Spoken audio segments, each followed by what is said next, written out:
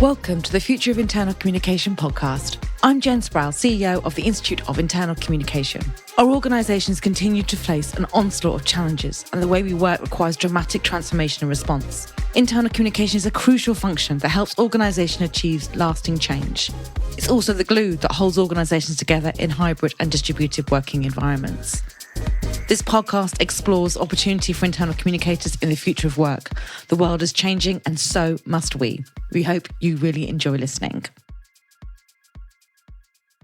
Welcome to a bonus episode of the Future of Internal Communication podcast. I'm Kat Barnard, as ever joined by Jennifer Sertl and Dom Walters. You might, as listeners, remember that some time back we had a brilliant guest onto the podcast, Celine Schillinger, who wrote a book called Dare to Unlead, which has gone on to win various business book awards, came and chatted with us about the new world of work.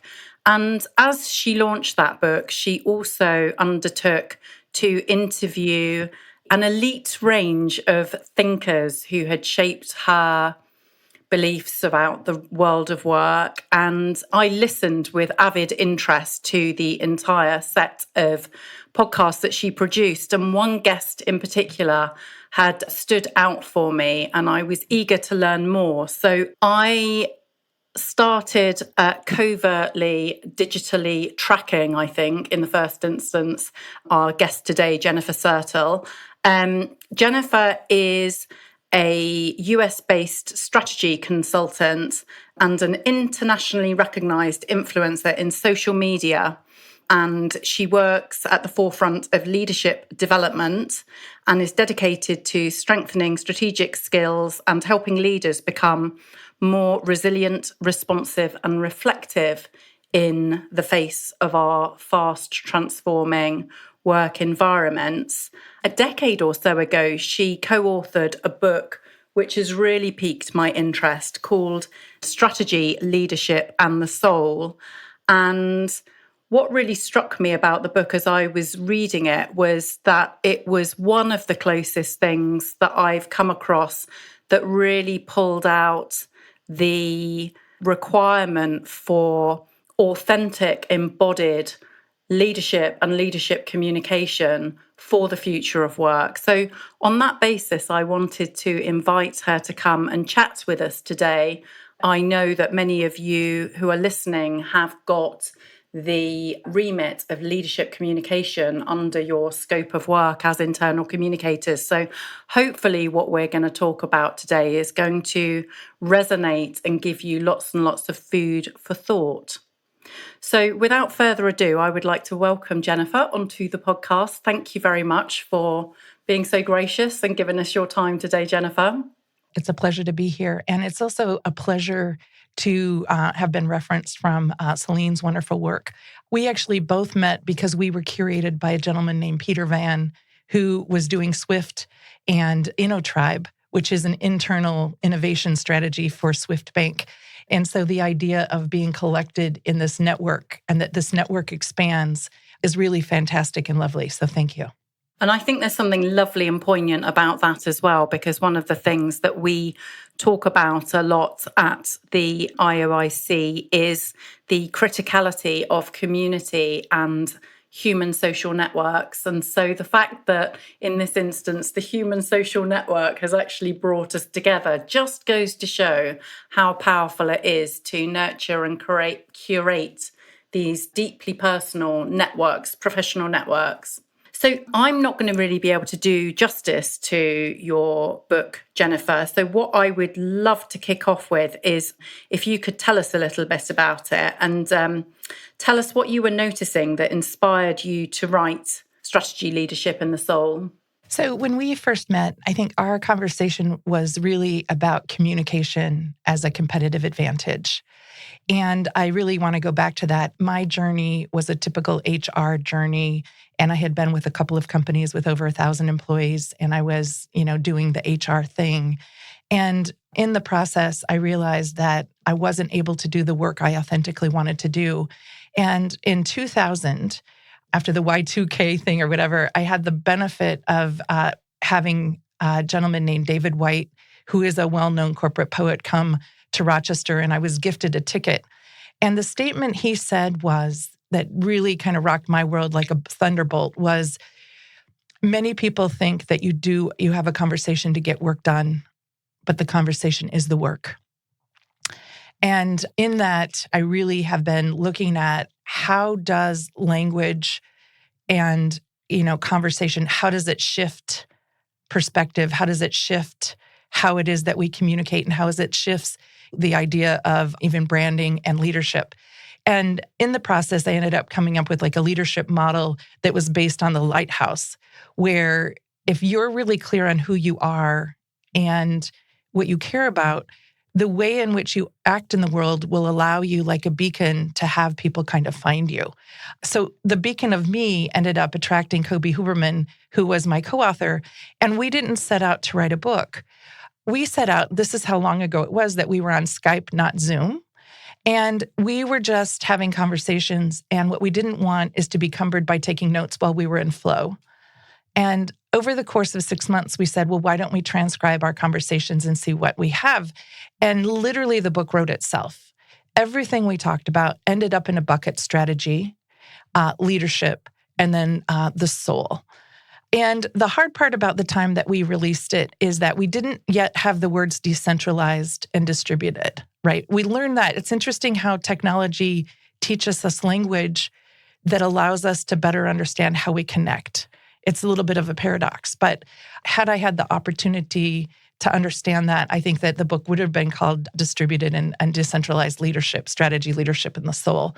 And the other thing I want to say about it is that I think we're closer to being able to use the word soul in business. At that time, I had wished many times that we had said the word passion.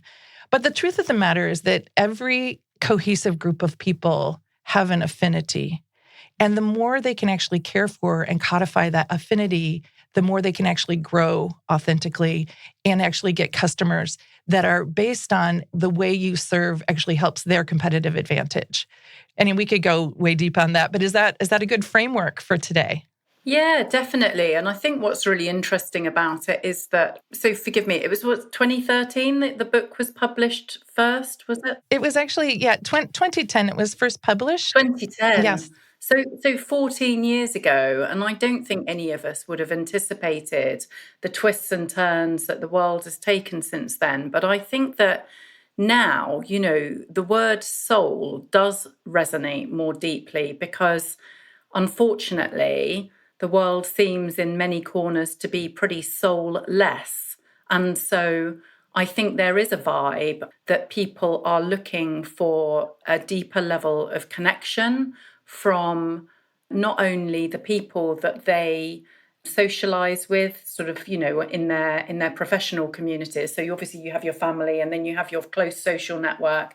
Then you might perhaps have your wider social network and your professional community, and then all of the businesses and brands that you interact with in the course of your daily life and work. And I think right across all of those things, COVID has changed us. And I always say that it was the catalyst for kind of an existential awakening that perhaps caused us to introspect more deeply and ponder the meaning of life and what actually really matters. And so I think now we're still in the fallout, the post-COVID fallout, where a lot of what we think and feel is still not massively articulated. It was reasonably clear that our political leaders wanted us to revert to extreme capitalism quite promptly and get the economy back on track. But there's a kind of nascent sense of things not being as they ought to be. And for me, I think that as I traverse the world, I sense that there is an unspoken need for more soulful nurturing of ourselves in life and at work. So I'm really attuned to the word soul. It really chimes for me. Yeah, and so for those listening, right now I'm working with Circle Optics, which is a camera system company, and we took time to codify our behavioral brand. So I would say that, what will transcend the audiences is that a behavioral brand is the soul of the company. And this particular soul of Circle Optics is based on innovation, know-how, and synergy. And we went through a process by which we interviewed all of the engineers and asked them the best projects that they had worked on and why. And we also talked about why would you want to be part of this particular camera company. And in the process, it ended up ending up with those three words: innovation, know-how, and synergy. And then there's a behavioral model underneath. Each has three descriptors in order for us to hire, in order for us to do peer reviews, and it's also informing our social media strategy. So if you think about, we as humans have a DNA strand that's based on all these amino acids, that a company can create a DNA strand simply by codifying what are the three themes or go-to-market strategies that you believe will allow you to have the most health. And then you can go forward. Some are based on premium strategy. Some are based on innovation. Some are based on really interoperability, right? Which is fine. But how a person goes to market doesn't change. The product or service that they have will change, right? If Kodak, because it's kind of ironic, I'm actually speaking to you from Rochester, New York. Kodak, Xerox, and Bausch & Lomb were conglomerates and arguably one of the first global companies that created global infrastructure for business, for better or for worse, I must add. But George Eastman's initial premise is that he wanted people to be able to take photographs easier. And if he had stayed with the idea of an easier image, the most likely the company would have ended up with Instagram, Pinterest, and Snapchat. But unfortunately, people forget the original premise. So that's kind of my word, is that technical companies can codify DNA and help them understand the soul of the people working within them. Is that too much? No, not at all. It's not too much. And I think that Kat's alluded to it, but at IOIC, we have been sort of championing the human communication, human connection, human need. It's the pinnacle of everything that creates that structural, that environment for things to flourish, for the human to flourish, for the organization to flourish. And I think, like Kat, the word soul really resonates. And I think, like we said, soul is something that we're seeing more out there. And I think somebody said to me a while ago as well, is that they see communication as something that helps create hope and belief. And I think that when you have an environment where more of that uncertainty is around you, to come back to that center that gives you a soul, that gives you a hope and a belief, really gets to it. And certainly at IOIC, we've been doing some research clearly within the UK, but really about leadership communication and how important that is, and actually fundamentally how internal communication, when done well, generates greater leadership trust, and it generates that better connection. And I think one of the things then we try to understand, well, okay, so we know communicating well is really important for leaders to connect, to build trust, to create relationships, to create connections. And as we've alluded, that human side is coming out more and more so. But I think that where we are now in this sort of, perhaps more continued uncertainty, drive back towards capitalism, getting the economy up and coming, is that then what does that feel like now? Because that feels differently from before. And I know you talk a lot about authenticity, and it's a word we talk about a lot, authentic leadership. It's that thing that brings us together, that thing that gives that hope, that gives that connection. So what I was going to ask is really for you, what is authentic leadership in this modern time? And then why do you think that is going to be so important in communication? Well, first and foremost, I love that the fly on the wall actually wants to be a fly on the wall in this conversation. So that's kind of cool. Again, I blame Descartes, the idea that things are binary. The hardest part, I'm in a very capitalistic community and a capitalistic culture, and some might argue that the United States is a corporation versus a nation. It seems like people care more about function than essence, right? And as an existential philosopher, I just want to bring essence into the conversation. The problem with all the conversations around AI is very similar to when you teach a manufacturing company to do lean manufacturing for the first time, is the first feeling is that I'm obsolescent. If the system is proficient, what value do I offer, right? If AI is so effective, I may not feel that I have value. And so to me, the identity crisis that we're having is that we haven't valued our essence. And so function is being taken away and we're stuck with not knowing how we add value. The way I tackle it with people that I work with is I ask them, if in fact you were entrusted to some core values, could they be a shield? And I happen to love Game of Thrones, and Brienne of Tarth is always kind of my model, is that I ask a person, please name 3 themes that you've been entrusted to, right? For me, the 3 themes are resilience, responsiveness, and reflection. And they become my filter.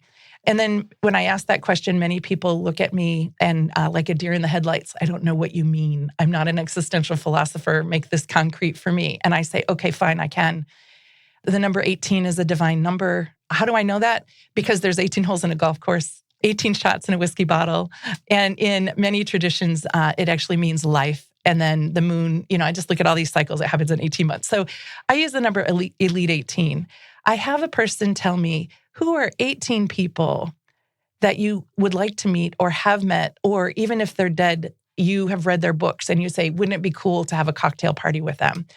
If I get a list of a person's elite 18 and then have them name one word or a phrase as to why they're on that list, it becomes really easy. And again, the collective unconscious wants to be articulated. The collective unconscious wants us to recognize patterns, right?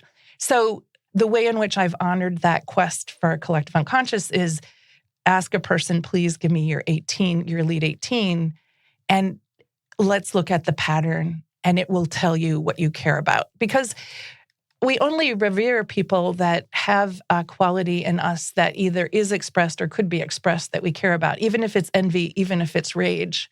My cause is to say, your function will change over time. Let's make sure you're skilled and are brave and learning. But who you are and what you care about usually stays the same from really around 12 years old forward. Now, everyone said, Jennifer, create an Elite 18 app. Let's do this. And I'm like, I never do it in a group. And I never invite you to share your Elite 18 with other people because we gamify everything. And this is a really soul work. This is such deep work. It illuminates you to you. And again, we are mirrors. The reason, regardless of your religious beliefs, the Madonna and the baby, looking at Christ, that is so symbolic and touches us because we are not anyone unless we're seen. And what do companies want? Companies want to be seen. They don't know who they are. They want to do things for other people instead of saying, who are we as a group of people? Who are we as a culture? And then to the individual, who am I? What am I entrusted to? So the leaders that are clear on who they are and what they're entrusted to are powerful and not forceful. That wonderful work from David Hawking, Power versus Force. There's a big difference. Power is quantum. We're in quantum. We understand quantum. It is energy. We are all frequencies. And this particular practice is one of many that allows us to claim the vibration that we admire in ourselves and hopefully others.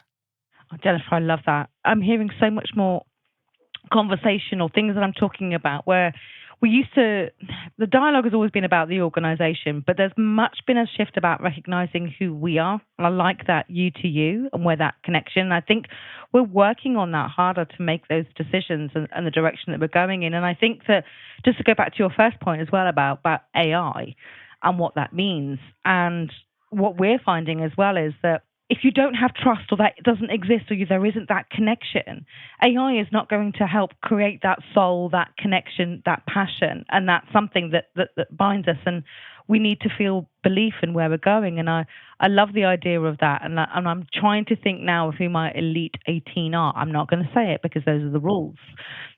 Jennifer, I'm very aware. But I think that as a society, as a working population, we are much more introspective of ourselves, of understanding ourselves better. And it's interesting to see how perhaps the leadership community are doing that too, to create that soul, that connection. That's something, and as you say, communication is an energy, it's a flow, it's a vibration, it's felt, isn't it? So I I find that really fascinating. Thank you. I know Dom is chomping probably at the bit to ask some kind of leadership communication question. I am. I'm fascinated, Jennifer, and love what you've been saying. But here's a thought about this. I'd welcome your help with something, and it may be something some of our listeners may be thinking as well. So I do a lot of work with leadership teams, and I'm sure, like you, I need to go into a group of leaders who are looking at me quite cynically. And for some of them, not all, but for some of them, the very word communication itself is dangerously emotional. So I suspect if I started to talk with someone about, claiming your vibrations and some of the things about existentialism and about essence and function, I wouldn't get very far, even though I know it's what they need to do and I know it's important. So it'd be really helpful to get your take, Jennifer, on how you start to have those conversations with leaders whose heads are full of production figures and engineering techniques and profit and loss statements. So firstly, how do you start to have that conversation? How do you get them interested in what are wonderful things, but may not be immediately top of their list of priorities? And then I guess that also then leads probably to, what does exceptional leadership communication look like? So how do we have that conversation about exceptional leadership communication? Sorry, lots of questions there. Let's start with how you have the conversation. Thank you for including me in this conversation. And I think that all I'm offering are perspectives. And I think that we're still all trying to figure it out. When I facilitate this group of people, I have them first start by telling me the best person they've ever worked for and why. I always use the words that are named in a group because I just want to use references that are exposed in the moment. And oftentimes, what has happened most recently in a team, there's a recent company that's been acquired actually by a British company, and they were a mom and pop and now have to be an acquisition company. And there's a lot of pressure for us to change our business model. And there's a lot of fear. And this team is an engineering team. And many would freak out if I mentioned existentialism. They think it's not relevant, would be the kindest way I could say it. So we talk about I noticed someone in the room mention engagement. What do you mean by engagement? Engagement is a really safe engineering word. Then it turned into there was feedback. There was a connection, there was ownership, right? And so I think as facilitators, it used to be we would use the leadership practices inventory, we would use the coaching, like there's models and models and models. And I think where we as facilitators have to be braver is just say, the room will inform you. Your job is to hear and codify what's in the room and allow them to see the connections. It's almost, and I know you've probably heard this analogy before, but we in Rochester just had a solar eclipse. So we were on the pathway to totality. So I'm sure my head right now is feeling very much like that, is that the bravery of us as consultants is really to trust. And our job is to actually see all the stars in the room and then make the constellation, was the point I was going to say. Does this answer your question? It does, because I think what you've highlighted is, and forgive me, these are my words, but it's about helping demystify it, I think, because we can provide a framework. We know what works, but we have to make sure that it's understood in the language of a manager or a leader who's got other things on their minds. And I think what I took from that is we need to help managers and leaders define what they mean by something so they understand what it means and how it benefits them. And what I particularly love is the use of examples. So you said about the 18 people that you think you'd most like to get together, because that's real. That reflects people's real experience. And I sometimes think when we stand up in front of groups of leaders and talk about communication, they can nod us to death because they know politically it's the right thing to talk about. But actually, when you start to break it down and say, we've all experienced this stuff. We've all been led by leaders who have been good communicators and probably those that aren't. We've all had experiences of good communication ourselves and not. I think the more we can lead on that, the more we can get them to think about that and relate it, the better. And I think having a framework that can do that is really helpful. So yes, sorry, that's a very long way of saying, yes, I think you did answer the question, Jennifer. The thing I'd like to offer is that many of the times I've been brought in as a consultant, the truth is that I'm brought in to solve a problem where the leaders aren't really modeling the way, if you know what I mean. And I think the hardest part is that you feel a bit of a fraud coming in and talking about a leadership model where everyone knows the leadership that's being modeled is not right. So when you do this approach, you really get a sense of the language that's allowed in that particular culture. And you're also saying that it's iterative and we're all practicing. And the idea, and Pele, I love Pele has this amazing quote, and his base, everything is practice, right? is that we can begin to have the conversation around in the sphere of engagement or whichever, what are you practicing? And I don't know about your culture, but our culture is that we're afraid to fail in public. And how are we to learn if we're entering a world that has never been with tools that are emerging? We need to be brave, but we're afraid to be clumsy. I mean, I haven't figured this one out. This is a real question for y'all. How do we help people be safe practicing and being clumsy in public? How do we save face for one another? And how do we foster respect in the midst of, we're all little foals trying to learn how to walk? Yes, and I think it's a very difficult one to answer. When I've seen progress towards that is when leaders have been able to share their own experiences. And when they've been able to say, to use your analogy, I've stumbled a few times when I first started to walk, and here's what I've learned. And then turning it around and start saying, and here are the things that helped me find my feet. And here are the things other people did around me to help me to progress as well. So I think that's my experience. It'd be interesting to get your experience of that. Well, first of all, I'm kind of stuck on the fact of what a beautiful book, Finding Your Feet, with a little picture of a foal in the leadership. And I would say that's your words. Those are your language. That's your book to write. You know what I love about it, too, is there's innocence. Like, we have lost on so many levels, believe me. This is a different program. We're innocent, right? We don't expect a foal to be a stallion, right? So anyway, there's something there that's really beautiful. And this actually, like in the world, like I hear something and then I'm like, wow, that'd be cool. That'd be cool. The threshold of the leader's courage and vulnerability is the threshold of the company. And the reason this is so important is our ability to listen. At one point, would have customer surveys, and it'd be asynchronous. But we're designing products for customers that it's live, it's dialogue, it's based. They can see everything we're doing on social. So there's this real emergence and listening. And I was taught by Mickley Connolly, who had written a book called Communication Catalyst. And the thing that I heard from him was that the only way you know you've listened, Jennifer, is that you've learned something. The only true test of listening is learning, right? So the idea for leaders to listen and really understand that means they're learning and they don't have all the answers and that they're comfortable not knowing, but they're comfortable framing. Like the only thing I can say that this is so raw, this conversation, because I'm thinking the beauty of AI is the quality of our query. The beauty of leadership is the quality of the query and the innocence of the query, right? And the authenticity of the query. So it helps us all around. So look, Jennifer, I'm going to pass on to Kat in a second, but if I just pull a few things out of what you've just said, it sounds like some of the keys to exceptional leadership communication are not what we might expect. So it's less about being able to articulate brilliantly. It is more about, I think, curiosity.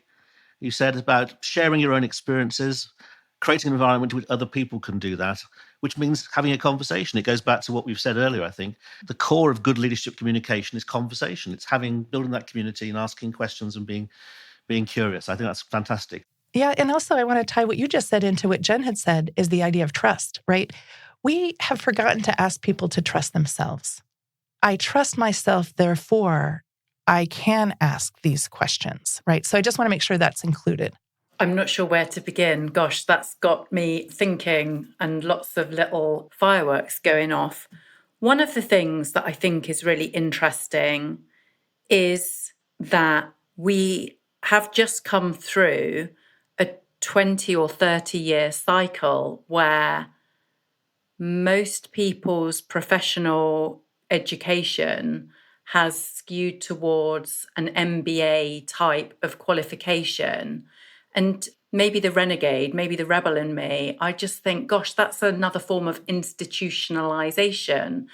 The leadership frameworks are so codified that they remove the requirement for me to trust myself and my intuition. If I just follow the framework that I was taught in this very expensive executive education, then these things will happen. And so when I'm thinking about new leadership, the kind of leadership that we need to see us through this next phase of human evolution and all its associated uncertainties, I do see social leadership and the humility and ability to ask great questions and listen to learn, as you put it, as being the absolute linchpin. But unfortunately, I feel like we're at the outer breaches of extreme capitalism, where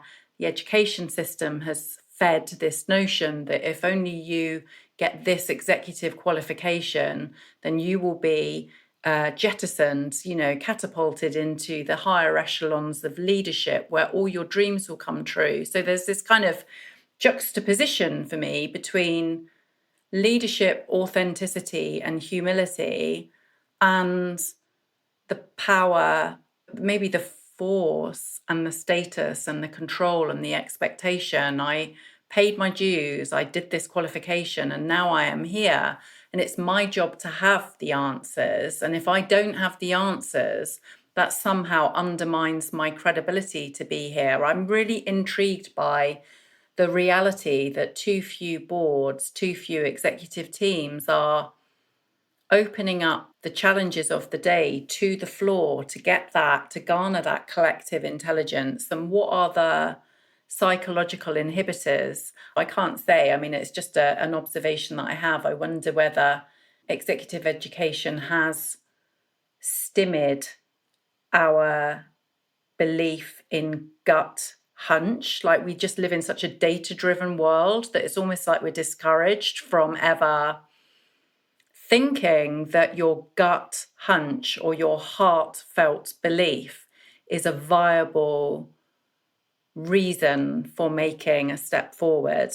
And the idea of Dom's little foal there has got me thinking as well, like, it's okay because none of us know. And actually, the faster we can foster community with one another, the more progress we'll make. I know I'm babbling, but I just think this whole thing is like, we're in uncharted territory.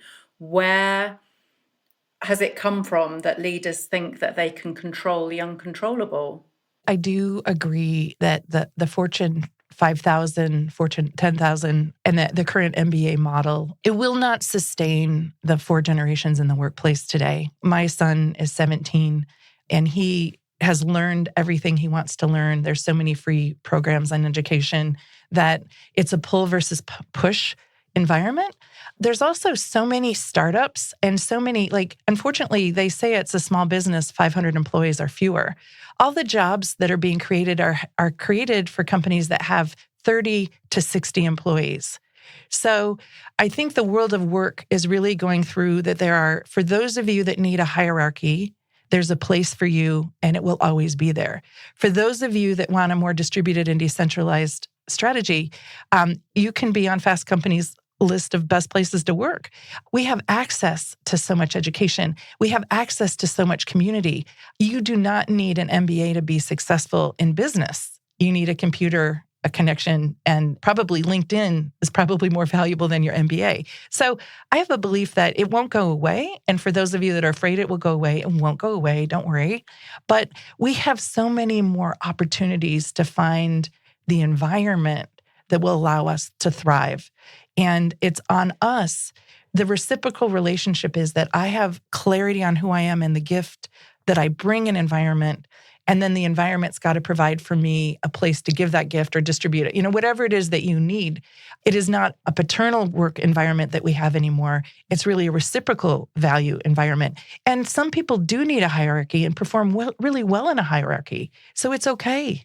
So it's a really interesting conversation that we're having, because I feel like we're talking about leadership communication in a way that goes way beyond tools, tactics, and techniques to a more kind of authentic, embodied sense and style of leadership and the kind of wraparound communication. What can internal communicators do to help both their leaders and their organizations become more authentic? Because my sense is, and please forgive me if I'm misunderstanding, but it's almost like we're shifting away from the life hacks and the 10 ways to, and the kind of short lists of, the tactics and the techniques, towards being true to ourselves and finding ourselves. And that's a different conversation, particularly for internal communicators that genuinely want to serve their leaders. It's kind of going into an uncharted territory by itself. What advice could you give? Well, one is it's a process, and so it's super hard. Believe it or not, the answer might surprise you, is that I would want internal communicators to really be clear on what is our go-to-market strategy. Is it based on premium? Is it based on interoperability? Is it based on synergy? Is it based on cost? Our ability to communicate is really understanding the structure of the business model. And when you're clear on the structure of the business model, it allows you language that will actually help you codify from the inside out those things. And I wished I'd said this, but Clay Shirky is a professor that's done a lot on the crowd and crowdsourcing and that sort of thing. He has this wonderful, wonderful quote that says, "The issue is not information overload, it's filter failure." So your role in internal communication is to really be clear of the strategic filter of the company vision.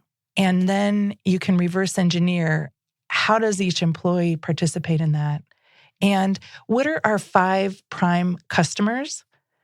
It's not that you know who they are. Finding out who they are helps you understand what is their business model.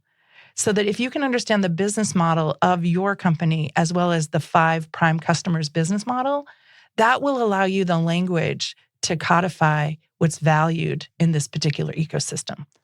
Wow. And that for me just ties in again with some of the findings of the 2024 IC Index, which is that right across the board, and I think this was true last year as well, Jen, Dom, correct me if I'm wrong, but we saw this feedback that said, employees support their organization's business strategy, even when they don't necessarily understand what it is. And so for me, as I'm listening to this, I'm like, this is the work, isn't it? How do I, as an internal communicator, make sure that I understand our go-to-market strategy? I love what you said about take 5 customers and understand their market strategy, because immediately my mind goes to, well, that's systems thinking and systems of systems. If you can, even however embryonically, if you can articulate those things, the story that you're telling to your internal audience immediately changes, because not only are you telling a story that is grounded in market reality, but you're also able to invite each and every internal stakeholder to think about how they add value. And this is another thing that we're noticing at the moment, is that people get recruited into firms against a written scope of work, a statement of work. But often they arrive, the landscape changes, the scope of work changes, but the job scope of work, the documented scope of work, doesn't get updated fast enough, so that when change happens, people literally don't know how to deliver value, because they don't know, they've not been told, or they've not been able to have a shared conversation where they can agree what the new deliverables are. So this piece around understanding market context as an internal communicator, and again, Jen, Dom, I would invite your input, but that feels to me like a massive step forward away from content and channels. Yes, I think it does. And I think for me as well, I think that picking up as well and all the amazing things that Jennifer just said, and it's kind of that finding our language, finding our rhythm, understanding our motivations, understanding our psychology, understanding our connection points, understanding what everything means as a emotion. And I think that one of the tools that we're using more and more so, but I think one of the ways that, picking up on what Jennifer said, that we could do more of is to humanize our audience rather than put them in some kind of functional system. So a great way can be using personas, like Jennifer just said. Take the go-to thing, take 5 people, give them a personality, give them an emotion, give them a picture. Who are they? What matters to them? What are they working on? What are their struggles? How are they motivated? And you start to make all those connections, I think, in terms of I've understood the language of the business. Now I'm going to put that into the language of the human to then put that into to a point that makes a connection. And our research does show that we can create belief and understanding can be created separately. They don't actually have to go hand in hand, which is kind of an odd thing. You think you'd have to understand something to believe it. But what we're feeling is, and I think that comes down to authentic leadership, and what you're doing is I believe you. Are you giving me the hope? I can feel that I'm with you. Don't quite understand me yet and what's going in around that. But I think there's a power dynamic in making sure we need understanding and how that feels personally. But I think that how belief and understanding can be rated differently by one person just shows that there perhaps isn't that cut through in terms of that language and that access point. But there is, I kind of get the person and the human that I'm, the authentic person that I'm, or the brand or the story that I'm going after. So I think that is there. And I just wanted to go back a couple of steps as well when you were talking about education and everything else. And I think one of the things I want to say as well, and we know this with internal communicators and the members that we serve, is one of our own personal challenges, particularly leadership communication, is our own confidence to articulate ourselves in those environments. It feels, because there is tradition of hierarchy and power, and I don't want to get it wrong, and I'm fearful, and it isn't a psychologically safe environment. So what education and community, professional community, can give you tools and guides to empower you and build that. Because I think confidence and bravery, for me personally, help feed each other. But then you need the environment for that to be something that can thrive. And I think we should be encouraging a lot more trial and error and learning mindsets, because we're never going to move forward. But we need also, with that, bravery and confidence in ourselves as communicators, that what we bring is powerful. But that's my rant for the day. Dom, I don't know about your rant. Very good rant. No, I think what I'll do is, rather than have a rant, is let's bring us into land, because we've covered a huge amount of stuff. I mean, just looking back at what we've talked about, I think, Jennifer, thank you, just talked about the difference between power and force, which is a phrase I've heard before, but never really thought about it as much as I should have done around leadership communication. I think it's a really good framing of how leaders should be pitching their communication. You remind us about the importance of listening to learn, which again is something I think leaders need reminding about, because they see communication as telling people what to do day in, day out, because they've got 101 things on their list. And I think reminding them about learning to listen is very important. The whole thing around learning language is crucial, I think. Being able to, well, firstly, when we're, as communicators, talking with leaders, being able to speak the right language, but also getting the language right for the organization. And I think that the idea about being your own personal lighthouse, which is about being sure about who you are, which means you emanate, is that the right word? Yeah, emanate the right rays of light which attract people that you can work with effectively, or attract you to an environment. I've also learned there are 18 shots in a bottle of whiskey, which I never knew. So that's also incredibly helpful. So taking all that together, Jennifer, for internal communicators listening to us, what's the one thing that you would like them to take away from the conversation we've had, please? I think it's so beautiful to feel heard. And you've done a remarkable way of helping me feel heard. And you can even hear in my voice how meaningful that is. So thank you for that. And, like I talked about in AI, that like their fear is that we don't have a function. I just want every internal communicator hearing this program to hear you're essential. You are a bridge between the vision and the execution of a successful enterprise. And that you're listening and making connections and building those mind maps and using systems thinking and helping. You might even be more strategic than the people you're serving. But I just want to leave with how essential you are, and that trust yourself. Even if you can't articulate it in a group, have a journal where you're writing what you know to be true. You need to reinforce to yourself that you have it, because your sense-making gift relies on being heard as well. And so there's a difference between capturing what you know and then knowing the right timing. Those are separate.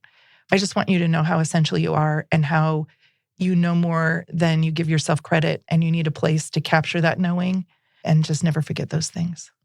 Wow.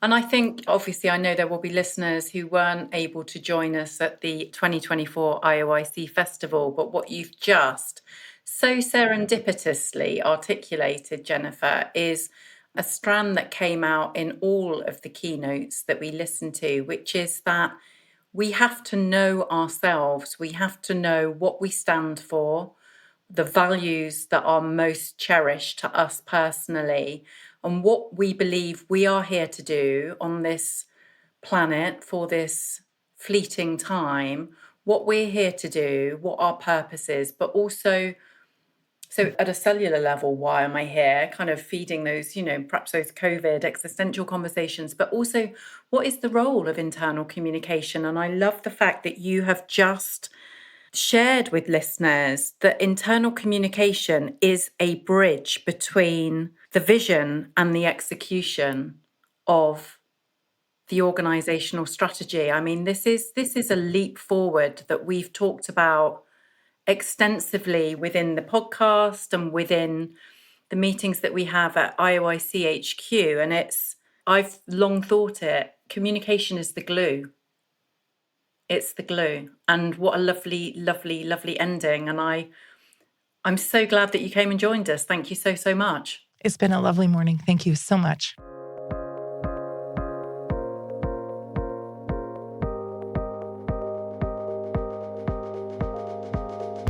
We hope you've enjoyed this podcast episode. If you have, please like it and share it on your preferred digital channels. Help us spread the word to build a better, more connected and inclusive future of work.